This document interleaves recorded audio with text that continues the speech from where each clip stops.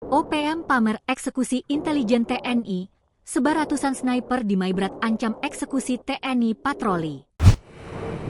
Kaliweo kilometer 4 Dekai Sabtu tanggal 3 Mei 2025 petang mencekam.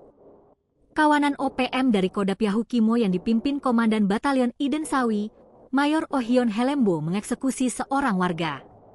Mayor Ohin mengklaim, warga sipil pendatang yang sehari-hari membuka usaha air minum isi ulang itu agen intelijen TNI.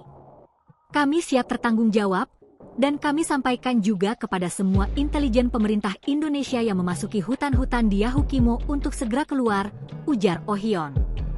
Dia pun sesumbar jika atas perintah dari Panglima OPM di Yahukimo Brigjen Elkius Koba telah menyebar ratusan sniper yang mengawati gerak-gerik TNI selama 24 jam. Ia mengatakan, setiap anggota yang patroli dan beraktivitas di teritorial Yahukimo dalam pantauan.